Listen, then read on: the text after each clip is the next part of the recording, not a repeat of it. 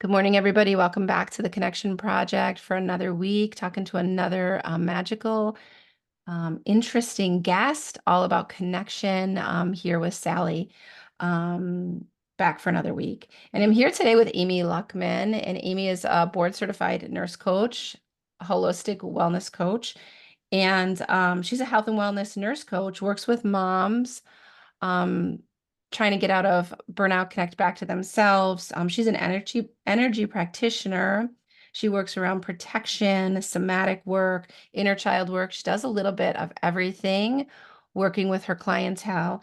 And she also does amazing work in her hospital-based practice. She works at a children's hospital and assisting the patients, the staff, and the caregivers with energy work, Reiki, meditation, and just supportive practices, which is what every hospital needs, not just children's hospitals. So I'm so excited to dive in with her today on how has seen the change within the hospital setting, bringing this work in, and then what led her to leave her, regular nursing job and come to do a private practice and then stay in the hospital. So a lot to dig into here today. And so, yeah, welcome, Amy. I'm so excited to have you here.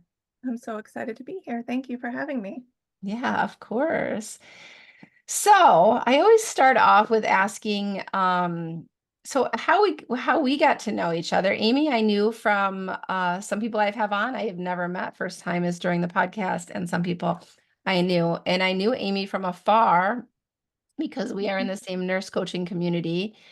And then we really met up at a Hawaii retreat that a peer of ours ran, and I was facilitating breath work. I didn't really know everybody. I knew some people from afar. I was nervous about going, almost decided not to go at the last minute with my imposter syndrome. And so glad I did. It was really life-changing for me as a practitioner, holding space. And Amy was there also, and it was a really magical experience. And I got to really chat with Amy and kind of see what she was about, what she was doing, because there's so many of us that are nurse coaches. And I guess when you're listening to this, you think, what is a nurse coach, right? We just coach nurses, which is not true. It's just that we're nurses, and we took a board certification. Um, to coach. And so a lot of us are working as life coaches, some are working in wellness, some are working in the hospital, some are working out of the hospital, so many different things that we're all doing, but we don't only coach nurses. So Mhm. some people do coach nurses. But yeah, so we met and so here is Amy here with us to talk about everything that she's doing and how she got from where she was in her career to really making this leap that a lot of us have made and how it has impacted her life and created so much more connection. So I can't wait for her to share all that. So again, welcome, Amy. I'm so excited to have you here. Yes, I can't believe that was a year ago or a little over a year ago that we met in person. And at that point, I was at the brink, oh, I was at the height really of burnout. And I was knowing that I was leaving my full-time job because I just could not do it anymore. And I'm so happy I made that leap.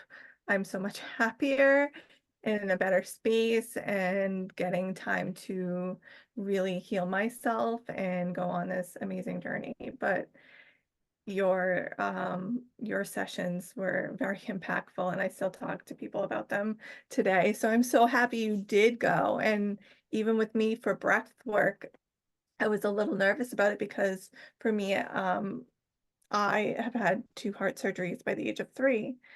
And for me, breath work is a challenge because of the capacity of my chest from those surgeries. But even the simple breath, I got so much out of that session.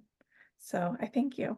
Ah, thank you. Yeah, I have found my breathwork practice because, right, breathwork, we're not necessarily here to talk about that, but breathwork has so many facets to it. And we can go from Wim Hof, where you're like in literally another planet Mhm. atmosphere, or we could do box breathing, right? And I feel like my practice has really evolved to be kind of in the middle. It's a very grounding, but you can tap into your subconscious. Mhm. And I have found that that is very powerful And Mhm. so I haven't swayed from that very much because that seems to really connect with people. Maybe not everybody, but it will connect on a level, and it makes it more accessible because there are a lot of contraindications for breathwork sometimes. And so I feel like even though there's contraindications, the way that I'm breathing people, it's pretty safe and Yeah. pretty loving. You still have some of the things show up, and it's still the psychedelics without the psychedelics, I say. You're still able to access parts of your subconscious Mhm. that you wouldn't be able to access, but it is Absolutely. in a way that is so extreme. And that's really been working for my clients and for people in group sessions. And so, yeah, I'm glad that you were able to do it. Because sometimes I think when it is in such a way that people that have had surgeries or had things, may feel because that can be a contraindication that they maybe just won't try it. But I do feel like Yeah. you find the right person, the right guide, and how they're going to run their breathwork sessions because everybody does it a little bit different. And there's so much out there and there's more and more every day. So yeah, I'm so glad that something in that touched you. And yes, I am so glad I went. I had the most amazing time and I can't believe it's been a year. And then when I think that I haven't done accomplished enough, right? Then I think back that was a year ago and like we've both done so much since then. And yeah, we should both be like really super proud of where we are in our practices and our careers and our life. And yeah, it's a journey. So just tell us a little bit about how, you were at this burnout. I met you in Hawaii, and then what's changed for you? Because I see you on social media and I know that's a snippet of our life, but it really looks like you have a lot going on. And so how did you get from that point of that burnout to that place in life? Because I think this is what resonates with listeners is Mhm. because we always think we're just alone and everybody else is killing it and everybody else's life is amazing and we're the only ones struggling or maybe suffering silently. And I love this platform to show people that like the more I do this work, the more I see that we are all so much alike. Mhm. And people have so many of the same struggles and to be able to express them and articulate them and let the listeners hear about them so that they know that they're not alone and that there is a different way out or Mhm. a different way to remembering of, not changing, but remembering of who you are and kind of getting back to where we could be having a life that's more full of passion and love and because the honest, right, we live in a world that's pretty fast paced and pretty stressful. And Yeah. so how do we step into what it is that we want to do? Um, and see that light at the end of the tunnel because I can relate. I did not think there was a light at the end of the tunnel at certain Mhm. times in my life. So if you could just share some of that with us. I mean, I think it really started from childhood, and it's been an accumulation of things that added up to burnout. Like I said, by the age of 3, I was had 2 open heart surgeries, and I think that shaped me in a beautiful way, and it also shaped me in ways that I'm kind of deconstructing now. So, I really felt like I was an overprotective child. I had to be a people-pleasing child because I knew my parents went through so much, even though we didn't really talk about it that much. Like, I still know how it affected them and being overprotected by my parents and shaped very differently. I was the middle girl of with 2 boys on each end of me, and them being treated different because they were boys, but also treated different because I was the sick child. And then having to feel like I had to be the perfect student and the perfect daughter, and that accumulated stress along the way, and always having the feeling of what's next when it came to health. I always had that in the background. What else is going to come up? And things did come up because when your mind thinks those things, you create those things. And I'm learning that through deconstruction now. So, there were other medical things that came up through my teenhood and then going and deciding to become a nurse my second year of college and the stressors of nursing school, that it's very different. The experience of my husband and his experience with college, and we went to the same college, is totally different because of the stressors of what nursing school brought.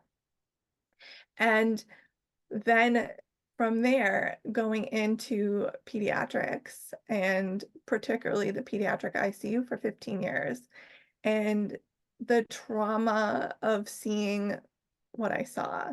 And I always say to people who are not in healthcare, like, you will never experience as much as we've experienced in healthcare in your lifetime, or most people won't. Um, of course, there's extenuating circumstances, but the general public won't see what we saw. And for me to see children pass away at a young age, and and all the emergencies and your adrenaline going all the time. And I got to a point after those 15 years that I was even burnt. I realized I was burnt out. I was going in anxious every day. What are they going to give me? They trust me with these patients, so they're going to give me the sicker ones because they know that I won't complain and I'll just do it. And and then I decide, okay, well, I can't do this anymore, and I'll go into office nursing. I was in a pediatric pulmonary office, and I did that for 5 years, and thinking that that would be best. But literally, I sat there the first week and I was like, what the heck did I do? Like, my heart and my gut just knew, like, this is not where I meant to be. But it just worked for my family, and it wasn't as stressful as the ICU. But it became more stressful. And when I had met you, that past year was there, more was put on me. I was the only nurse in the office. Everything was put on me and only me. And it was just too much. And at that point, the nurse practitioner that I worked with was also on maternity leave, so I took on her duties, or a lot of her duties. So I had no support, and I had been complaining for a year, and no one was listening in management. We didn't even have a nurse manager in the department.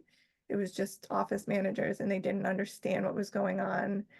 And it was just too much. And it just, I think the blinders kind of opened even more, because in 2020 is when I started the Nurse Coach Collective and started working on myself and deconstructing a lot of my beliefs and opening up to what more was accessible and what life could be for me. And knowing that I literally got burnt out after the collective. After I graduated, I would come home after work at 5, 6 o'clock at night, and all during COVID, and be passed out on my couch. And I had no energy, and I didn't know why. And I started seeking out alternative doctors just because I wasn't really getting answers from regular doctors. They just expected me to always have medical issues. And I was actually diagnosed with adrenal fatigue by a naturopathic doctor. And it makes sense. She said, she's like, you would be in, if I won the lottery, she told me one day, if I won the lottery, I would have to give you and a select other few of my patients money so that you could just rest and not have to worry about anything, because you are in line with people who go off to war and come back and have PTSD. You're in with the New York City cops that I take care of, that have seen so much and are just burnt out. You're at that point. And I really had to slow down and heal. And then once I started healing a little bit more, it really opened my eyes more of like, what am I doing here in this office? Why am I staying here? I have a bigger purpose. And I felt like I was kind of going backwards, and that I was going to be in high adrenal fatigue again. And my numbers were actually showing that I was going back that way. And I was just like, it's enough. I have to take a leap. And at that point, I had also been hired as this per diem nurse at this holistic job. So I was working like sometimes 6 days a week. And it was just, I was like, it's enough. I have to make this move. It was not worth my health. And so many times I've just kind of expected to be unhealthy throughout the years with all the medical issues that I've had through childhood into adulthood. And I was like, it's enough. Like, I need to make me a priority because Mhm. I feel like as a nurse and I'm also a mother, I always put myself last. And I was like, no more. I have to take and put myself first and make this leap. That's amazing. Yeah, so many people, like we think that unless we have a physical, like this manifests what we, I guess, as you're telling your story, I'm thinking about how the audience hears this, right? So we think we have to like break a bone or we have to do something like really physical. But the Hmm. problem is that stress, and I know burnout is an overused word right now, right? Since COVID, but it really is this, we're in this fight or flight. Yeah. Sounds like Amy was in fight or flight, right? I can 100% relate to that. That becomes a normal state for us. And then we don't Hmm. understand what happens because one day our body is like, and it's not really one day, right? We think it's one day, but it's really this slow process, kind of what you talked about in the beginning, I think before we were on record, before we hit Yeah. record, right? It's this slow accumulation Hmm. like of like someone is I don't know layering you with paint or whatever cement, like one thin layer, and then the Yeah. next year it's a second thin layer and then a third thin layer, right? So eventually in the beginning it's like, oh, this is a little heavier, and then it's a little heavier, and then it's just it's years and years and years of that. So for you, starting from what I'm hearing, like starting with these open heart surgeries, which is very traumatic, Yeah. and then moving on, and then like most of us deciding to go into this service field of helping others, Mhm. um, to To give give back back to because we myself as know well. that's what we feel we have to do, and then putting everybody first because of course in our society if you're a mother, Mhm. you know, you're going to take care of yourself. I mean, people look at that, even other women look at that like that's a sin, literally a sin to do. Like you're going to go away without your kids. I mean, for Yeah. men, I'm not dissing on the men out there, but then, men can golf or do whatever, but then that's really not looked at. They need their time. I recently Mhm. had an experience, I'm not going to share here, but of an older generation, she doesn't want to have her sons be bothered, but she'd rather have another family member, that's a girl, that's a woman who's a nurse, be bothered, like to help Mhm. her. Like she doesn't want to bother her sons. And that's like the patriarchal feeling about things, Yeah. right? And so that just accumulates and accumulates and accumulates. And then you're wondering why one day, which is not one day, Mhm. body starts to reject the whole situation, Mhm. which is what sounded like with you. I experienced something similar, Yeah. but your body just decides one day this is not working. Like you are not going to listen. I Yeah. always say that Yeah. my body said, bitch, you're not going to listen. So It's not I'm going to shut you down. Like you are not going to be doing any of this. You are not going to be working those 60 hours. You are not, because I'm going to start having you have panic attacks at work yeah. in areas that were not even a stressful area. Like I would be at a bed meeting having a panic attack. Like I Yeah. couldn't even hear what people were saying. And I was like, what is happening? And everybody around me, I was always the go-to of like, you Mhm. need something done, just bring it to me. But my body was like, we're not doing this anymore. And so that's what happens. Like you accumulate so much, you take so much, and you don't think your body will shut down because you don't have an illness, you don't have cancer, you don't have this Mhm. illness that the doctor is going to be able to pick up, the Western medicine doctor will pick up right away on. And then it's like a weakness, like, an autoimmune disease. Oh, she has fibromyalgia. I mean, I worked in the hospital 27 years. I know what people say, right? Oh, she Mhm. has fibromyalgia. That's a pretend disease. Yeah. But it's not, right? Our body is so stressed. It can only take so much and it has so much wisdom. So, to protect us, it starts to shut all that shit down. Like they're like, yeah, this is not happening. And then it manifests for you, adrenal fatigue. Yeah. But it's been other things. And looking back, I can see that. I remember as a teenager always feeling tired. Hmm. And they would test me and I would never be anemic. They really didn't have any answers. But I've told doctors I don't remember a time where I'm actually been fully energetic. I've always felt tired. Yeah. In my college years before going to nursing school, I realized once I went to my yearly cardiology appointment that I had had an arrhythmia and needed an ablation, and realized that I was having thyroid problems. And then when I was still working in the ICU, I got sick and had pneumonia, and I was out for work for like 6 weeks or so. And it ended up being like double pneumonia that turned into asthma. Like there were other things that were happening, and not listening, even though I'm so attuned with my body, putting that aside because, I'm the mom, I'm the caretaker, I have things to do, like, I'm just gonna put it aside until my body would crash. So, there's been signs along the way, and now I had to be empowered to say, "Well, I'm feeling this coming back again, this adrenal fatigue. I feel like I'm getting into that freeze mode of the fight, flight, and then freeze part. I feel like I'm moving in this direction. I need to take action before it gets too much." Right. Right. I think a lot of us can relate to that and be interesting for the listeners to get curious about that if you have some of these issues or these concerns. Because if I look back also, Mhm. I've always been like a sickly kid Yeah. or labeled even in grade school.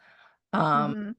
where I was pretty introverted. And if I got sick, it was never just a little illness. Yes. I didn't just get the routine tonsillitis. I was in the hospital. Like I'm sensitive to medications. And so then I took that story on as an adult. Like I'm just ultra sensitive. Yeah. I used to laugh like I'm a delicate flower, but yet I did Yeah. not take care of myself. I just pushed and pushed and pushed because that's what was expected. And then that my protectors, we could go Mhm. the whole podcast about that, but then, you start to have all these protectors. And so you just keep pushing through. And then Mhm. you somehow start to think that's your superpower, like to be able to push Yes. through. And that's what Yeah. you're known for. Like if you need it Yeah. done, take it to Amy. She'll get it done. Yeah. Even if she's on her deathbed, she'll figure it out. Yeah. And Yeah. so when I looked back, I could see, so that's why I kind of make a joke about like one day your body will reject, but really your body's been rejecting for years. You Mhm. are just not in listening, or you're taking the problems to someone else and they're not listening, or you start to feel like, I'm sure that there's a lot of people out there, like you start to think you're crazy Yeah.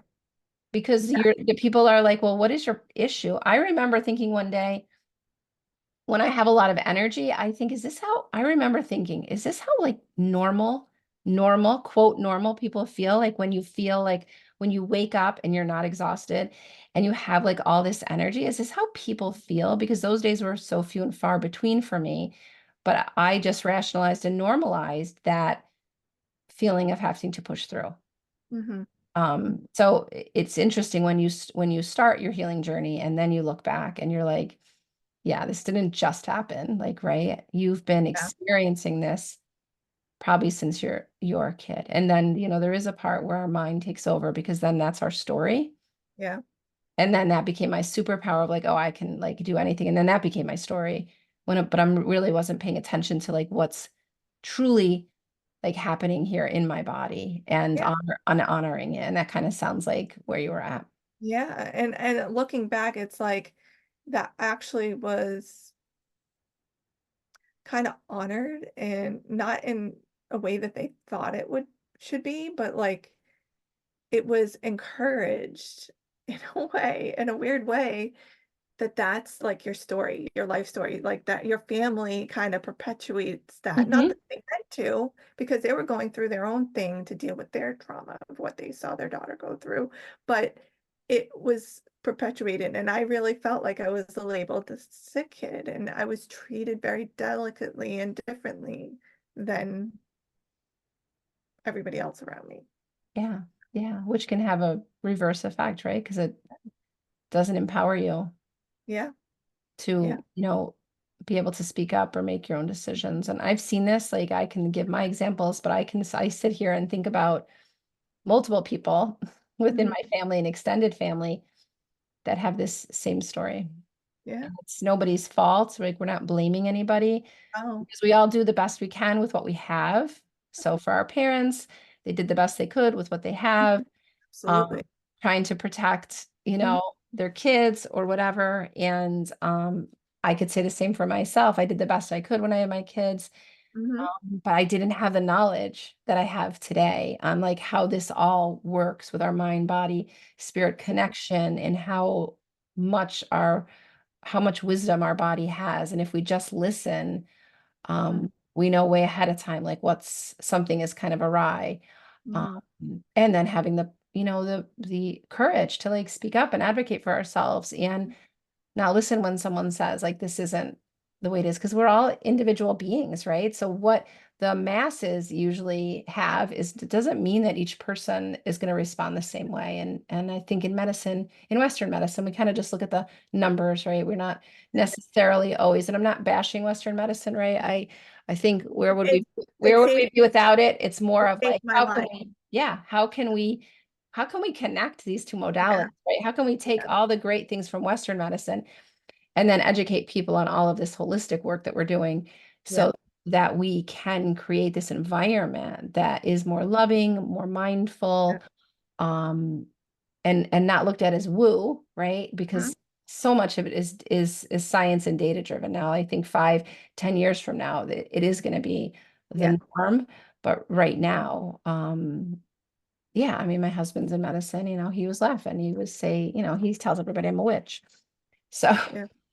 I'm clearly not, well, maybe sometimes, but it's that science brain that is like, no, I don't really know. But when you really stop and be a little bit curious, it's interesting what you come up with. And it's hard as someone who is working through this journey and looking back and trying to advocate for myself more and looking for also alternative ways because I'm starting to get a lot of backlash from my general doctors when I talk about what I do or alternative things that I do, or I see a holistic nutritionist and these are the supplements that I'm on, and they'll be like, well, you shouldn't be on them. Those are not FDA approved or they're not through. But I'm like, but your stuff isn't always so valid either. Things are skewed in that sense too. So, and I'm not going to be Yeah, on. what I say to that is OxyContin was FDA approved and said not to be addictive. So Yeah. that kind of blows all of that. And that's just one Yeah. medicine that was really created uh, such an issue in this country. So Hmm. that was FDA approved and said to be non-addictive, right? And it created the heroin epidemic, in my opinion. So I think that people, whether they're a Western medicine physician, people in Hmm. healthcare, like people need to be open-minded.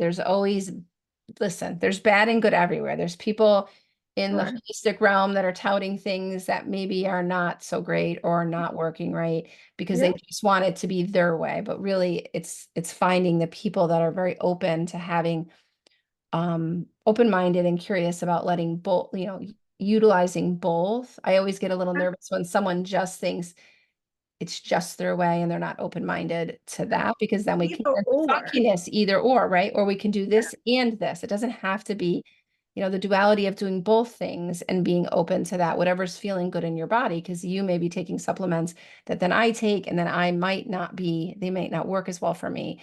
Um, Mhm. and being okay with, okay, well, okay, so let's listen to our bodies and see how this is feeling versus this thing is good for this thing only. Um, Yes. just like when we get prescribed regular medicine, right?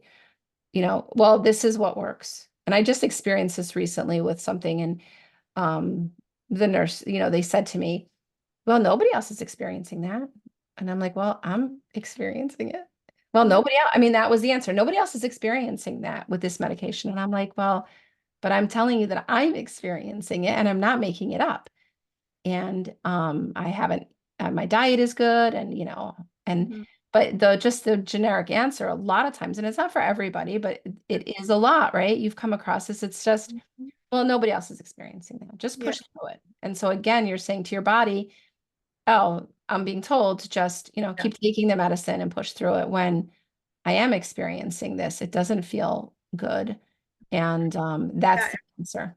I don't even appreciate lately. It's been like some of them specialists have kind of been a little in a bullying way towards me. And I'm like, I can't even divulge that I'm a holistic nurse to you, or that this is my life story, because you're not putting that in you're just only knowing your medical facts. Like, you have to be more open, because people in this world are looking for more than just the standardized medicine now, and they want someone who is a good listener and will be agreeable to mesh the both. And again, like, it's like, you're not denying regular general medicine that we see here in the United States. Like I said, it saved my life, but I need a mesh of both Mhm. to optimize how I'm going to feel and work through the issues that I've had. Right, because they're not just physical issues, they're emotional. Yes, they're all connected. Yeah. So we tend to like think of things in a box Mhm. in healthcare. Yeah. And I'm not saying everybody, but a lot of times, right? We both worked in I worked in regular ICU. We compartmentalize. Mhm. And so there's so much else that goes into it, Mhm. with our emotional state Mhm. and our spiritual state. I mean, we don't Yeah. want to think about it that way, but it's true, right? I wasn't looking at it that way, 10 years ago. Me either. There were pieces of it. There were pieces of it when I look back into my practice and how I operated at the bedside, when I was at the bedside and as a leader. Mhm. I was more open to different things, different people bringing in their cultural things, breaking some rules to allow things to happen because I knew it was important for people, especially when they're passing. Mhm. But I didn't really have a name for it. I just like innately thought that that was the right thing to do. So I would do it. I mean, I let people in rooms during COVID that, weren't supposed to go in, but their family member was dying. I wasn't not letting them not be with their family during that period. I just wasn't. Yeah. So I made a lot of enemies sometimes during those times, but um I felt like it was the right thing to do. But now having a really different take on things, and for myself and for others, I really am shocked that we don't have more of this connection when we're training. More Yeah. of this connection about our own breath, about mindfulness, about the things that will help people with their anxiety, Mhm. that we're not teaching nurses how to meet people where they are, Yeah. and there's so much that can be changed and Mhm. helped, if we were doing this stuff. Like I think we were talking about this before we hit the record button, but really, I mean, a lot of these practices you're doing in the hospital aren't chargeable, Yeah. so they see them as non-money makers. Yeah. But the reality is if you look at the big picture, the patient satisfaction scores are going to go up. 100%. People are going to be happier. Pain meds will be used less. There are so Mhm. many things that I 100% believe would be happening if we were really intertwining Yeah. holistic, integrative medicine into healthcare facilities and giving people these options. I So mean, I yeah, see it with breath work. I mean, I see with breath work that people are consistently coming every week in a group session. Um, their lives are like changing. Even I'm like sometimes just shocked of like when they come back with a story of like how less reactive they are, and how, even though I know it works, but you still, when people come back and are telling you like how their life has been impacted by just coming to this breathwork session once a week, um, and it's really, I'm not telling them what should change in their life. They're in a group breathwork session. I'm just guiding them, and then they are like literally coming up with all of this on their own, which is even more magical to me because it's just what their body is telling them, and then they're finally, connecting that. And so there's so many options for people. so why don't I talk a little bit first about what I do in the Yes. children's hospital I work in, because this is what I have a hope that will happen to all hospitals. Is so I do per diem work at a children's hospital in New York, and we have the pleasure of having a holistic program. It was started by a NICU nurse 10 years ago, and she was very lucky to have the right people in administration to approve her plan. And her plan was to have a spa-like atmosphere for that the staff and the caregivers could come and be supported. And we provide we're all Reiki masters. So we do Reiki, we provide chair massage, hand and foot reflexology, meditation, and supportive listening. And hopefully in 2025, we're going to add aromatherapy in with lavender and mandarin. And we have all these other grand plans that we're going to do. And on July 8th, we're having a ribbon cutting for our bigger space, which is going to be a multi-room healing space, which is gorgeous, and it's not even complete. It's beautiful. So what I do is just amazing and so needed in these spaces. So in our own little room that we have now, the caregivers and the staff can go to, and we provide those services, and we also have little snacks and water and tea for them. But a lot of times they don't even need necessarily a treatment. Just sitting in that space, you wouldn't know. It's like a little room in a hall, and once you walk in there, I've explained before that I'll have a stressful morning getting everybody ready for school, and it could be just so stressful, and then there might be a traffic. And when I walk in there, my shoulders will be so this high, really high up, and like I just like when I walk into that space, it's just the energy that we've created with all that Reiki energy, and just what we provide there is just so magical. And so they come in there, they sign up for services, and we just provide that space, and it allows staff and caregivers to just have a safe space, which is not connected to their medical team, where they can share, they can cry, they can just breathe or de-stress or release some anxiety, so then they can go back to either their child or to the patients that they're caring for. And then we do inpatient, where we go see patients that are recommended to us or we seek out, and we go and offer the services to those patients in the rooms. We work a lot with the ICU, the eating disorder floor, adolescent floor, oncology, and then we'll see other floors too, but those are the main ones that we spend a lot of time in. And we also are very lucky to have a Ryan Seacrest Center in our hospital, where he goes around and puts these little mini studios where the kids can have activities in there. Sometimes he'll have some celebrities come in, and we've recorded a couple meditations with them, which they put on their television station, which is amazing. And we're going to add more to that library, and hopefully the library becomes a clickable library where if we're not available, the family can use that for their child to help them settle, or child life can use them during a child's procedure or a nurse.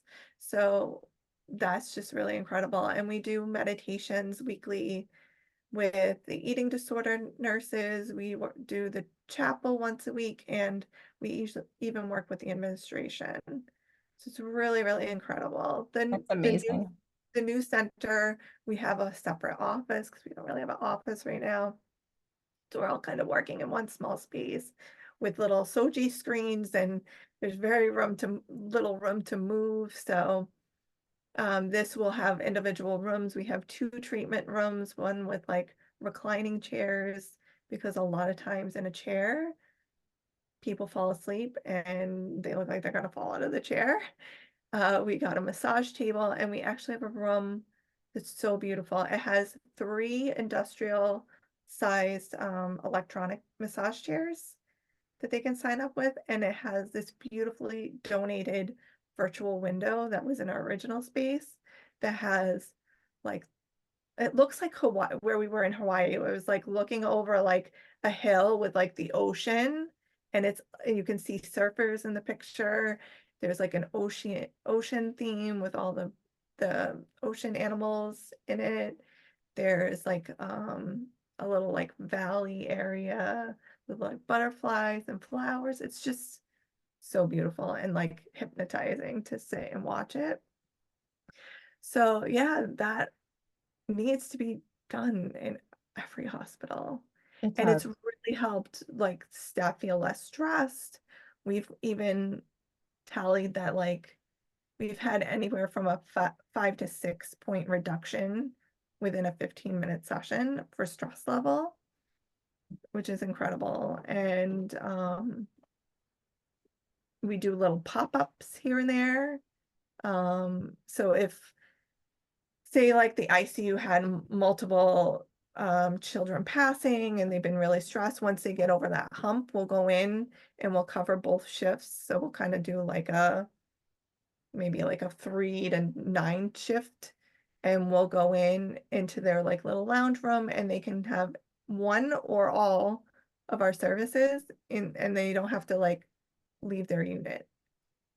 That's beautiful. I love It's it. so And is nice. that is are the services available for like family members? Hmm. And so do So you we see family members using them? Yeah, so we will do either the family members in the patient room if they don't want to leave their child. But if they can get someone to relieve them, they'll come down to our suite because we feel like they'll open up a little bit more when they're not in front of their child and Yeah. have more of a relaxing moment. So if we can make that possible, we'll do that. If not, we'll wheel the chair massage down to them, or I'll just come over and give them Reiki and they'll have them sit in the parent chair. So That's so yeah, amazing and magical, like such a beautiful service. mm, And yeah, I just can't imagine the difference that that provides for people having that time, knowing that they can take that time, giving themselves permission to take that time. yeah, Because most of us don't ever want to take that time, or we feel like, we're not supposed to take that time for ourselves, but people need to be able to step into that space of rest, yeah, even if it's for 10 minutes. yeah. And they feel it. They definitely feel it. And they just feel like it's a safe place. One parent told one of the nurses, like, I can cry in the space. Like, I can't cry in front of my kid. I have to be strong and resilient, but here I can cry and then I can let it out and know I can show up better for my child when I go back to the room. That's amazing. How Yeah. many nurses do you have working in that department? So we have currently one full-time, one part-time, and I'm the only per diem now. We're looking to hire another. And then I think we have two Reiki masters. So they're not nurses, so they can't see the patients, but they can work with the staff and the caregivers in our room. Oh, that's nice. Hmm. Yeah. Yeah. So can you tell people, for our listeners, just a little bit about Reiki in case they don't know? Sure. So Reiki is an energy healing practice. I took to it a couple years ago because I found through going through the collective, I happened to be paired with my first peer partner was actually very into energy medicine. And I know along the way I've been energetically connected. I do have certain energetic and spiritual gifts that I've seen through my life that I guess I was just not so aware of. And she kind of opened that up for me, which was really incredible. And I went through my like reawakening. But I remember as a child being four, 14, probably 14, 15 years old. Um, and it's an interesting story. So I have an older brother and he had just graduated high school. So I was probably 15. He just graduated high school. He had broken up with his long-term girlfriend, but she invited us to a graduation party. And we walk up to her parents' house, and my brother gives her a hug, and she whispers, "Did you tell your mother yet?" And at 15, 16 years old, I said, "Oh my God, she's pregnant." Like, why would I think that? They were broken up, and she was. And then when I started conceiving my children. I have had dreams of both of them before I even knew I was pregnant, even before I conceived my son. And I knew before going to that 20-week sonogram, I knew what I was having from my dreams. So, and I've dreamt about other people during that time period that were pregnant that didn't tell me yet. And I knew what they were having. I knew they were pregnant. And apparently that was a gift that my grandfather might have had too. So I've had these little inklings. I always, as an ICU nurse, I always had that spiritual intuition. When my child looked good, my patient looked good, and I'm like, I don't know, I think they're gonna crash. And I, the residents would look at me like I had 10 heads, and I'm like, no, I know it. Something's not right. I don't, I used to say something, that. yeah. And sure enough, they would. And I'd say to the doctors, like, I told you so. So I've always had that energetic match. So Reiki is just a form of energy healing. We have energy around us, inside of us. Energy cannot be destroyed, it can just be moved. And so I call in life force energy into my hands, and I find areas that energy is kind of stuck or stagnant, and I help them, and they're the ones who actually do the work, but I am the facilitator and helping move that energy around so that they can feel relaxation, reduce their stress, anxiety. I've had an amazing story of a child that quite a few children, but this one particular one I told at this conference that I just spoke at. And she was a palliative care patient. She was definitely on her way of passing. Some palliative care patients are not at that point of transitioning, but she was going to be within the week. And I walked in and she said, all I want you to do is help me with my pain. I have terrible back pain and I want you to try Reiki. I had worked with her in the past and I gave her a little Reiki and she's like, looks at me, she's like, thank you so much. My pain is gone.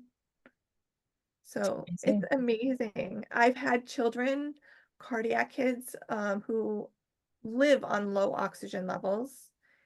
And after a few minutes of Reiki, their oxygen bumps up a little bit. It's just It's incredible. amazing. It is It's a amazing. My granddaughters were here this weekend and or last week at the end of the week when school got out. Mhm, And the one woke up, she didn't feel good as soon as she woke up. So she was stuffy. So I put her in the hot shower and mhm, I tried to clean her passages out. And then I said to her, she just seemed a little off. So I said, do you want to lay down and grandma will do a little Reiki? And they don't really understand what it is, but they're very in tune. They love like the singing mhm. bowls and everything. And so she laid on my bed and I just did probably 15 minutes. And Yeah, it's so funny. They don't even move. Like there is not a flinch. There is nothing. Like once no, it starts, it's just almost like mesmerizing how they don't move. And then I got done and she just was like, just the way she opened her eyes. And then I don't know, 25 minutes later, she was bouncing around like mm, my daughter-in-law said, what did you do? I said, well, because I called her in the morning. I said, oh, she doesn't really feel good. And she doesn't really look that great. So I don't know if she's coming down with something. And then I said, and I'm not saying I healed her. I'm just saying like yeah, the energy, like something shifted in her and she felt so much better. I like to call it, one of my clients called it once a massage with your clothes on. She was trying to explain it to people what she was going and doing. She was an older client and she was like, it's like a massage, but you with your clothes on. yeah. So my kids love it. My daughter has an anxiety disorder. And when she's really overwhelmed with something, a lot of times I'll just ask her, because as a parent, I'm trying to learn through the skills that we've learned as coaches, like to empower her in her anxiety instead of me taking it over. And actually, it's something that I'm learning that like I learned generationally from my mother, how to be overprotective and Mhm. stuffy. And that's something I'm trying to let go of. And it's actually, I had a mediumship reading a couple weeks ago, and my family express that I do this like my mother does, so it's something that I'm working on, but it's something you generationally you pick up and you Yeah. pass things along. So I'm trying to empower her now to say, "What do you need in this moment? When I see you're having a lot of anxiety right now. You're feeling the way you're feeling. What can I give you? Or what can you provide yourself?" And she often says, "Can you just I'll lay down and please give me Reiki." And sometimes she'll ask the dog to join her, and the dog loves it too. And I've also used it. My son sometimes will have these meltdowns, and sometimes I don't know what else to do with him, and I'll just sit there and kind of a little bit from a distance give him Reiki, and he really will calm down. Yeah, it's amazing. It's Reiki amazing. is very powerful, and it really can help so many people. And It, it's definitely a passion and a goal that I'm working towards to empower a lot of moms to be willing to learn Reiki, so that they can support themselves and their families.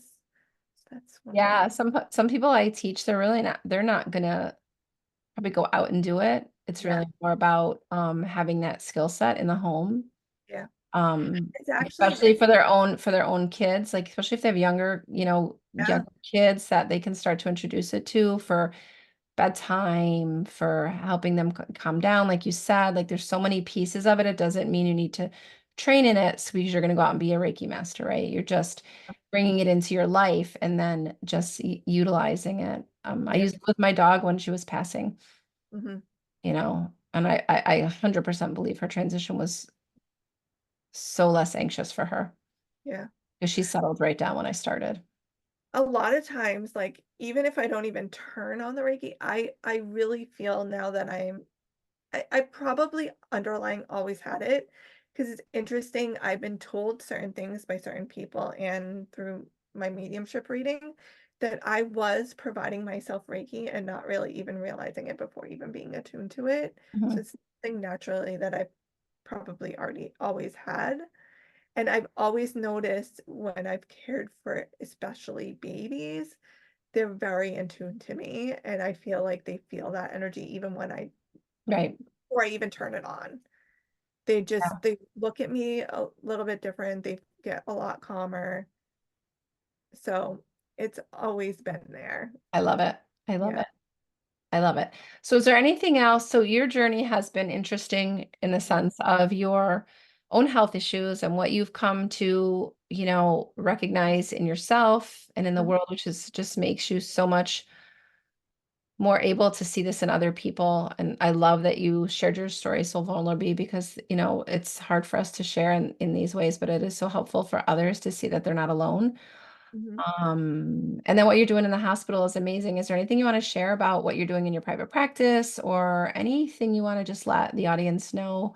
I mean, me talking about this, it's been a journey. It's been a lot of healing through it, a lot of healing my relationship because when you do this healing, there's a lot of deconstruction and there was a lot of things that I had to heal within my childhood, within my parents and the way that they raised me and knowing that they did the best that they could for what they had for tools. But it was a lot of deconstruction and then rebuilding.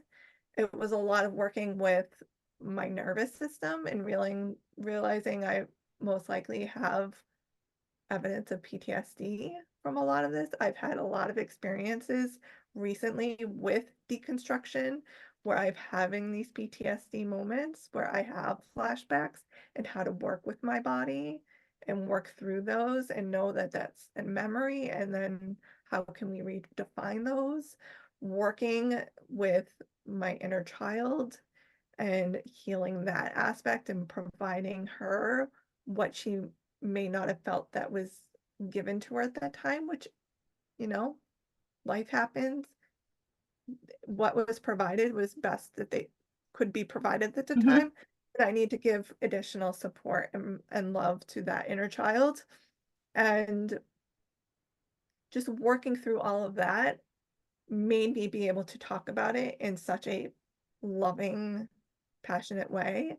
And if someone is struggling with this and looking back and seeing these instances of burnout, not listening to their body, being in burnout now, looking at seeing those patterns of always feeling that what next, instead of, okay, this is what's happening now. How are we going to manage it now? Right. And that's how I look at things now, though I still have these medical things that I'm going through right now, but I'm not thinking of it as what next or why me. I'm thinking of it, how can I empower myself to work through that? And I love supporting women, especially the moms, because I see how it affects their family unit. When you're not feeling good, you're sick, you're not taking care of yourself because your family's more of a priority or your work's more priority, and and allowing you that space to be held by me or whoever you find that will work for you, and working through that and allowing yourself that love and that peace with what you're going through. Beautiful.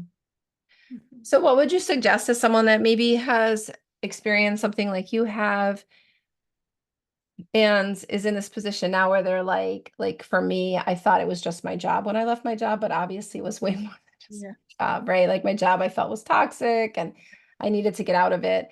But Yeah. really, obviously when we think it's one thing, there's so many layers to that. And then when you become self-aware and Mhm. take responsibility for yourself. So what suggestion would you make before we sign off for today on, what would be the first step for moms that are struggling, think they don't have the time or that, they maybe have a sick child and they're not feeling great or whatever it is, like what would you suggest to them? Who would you suggest them to seek out?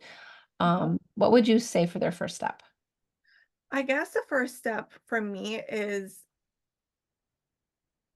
kind of recognizing that you can put yourself first in these situations. I always go with and it's interesting, I'm flying with my kids this week at the end of the week, and they always say on the plane, like, you're supposed to deliver the oxygen to yourself before you do it to your children.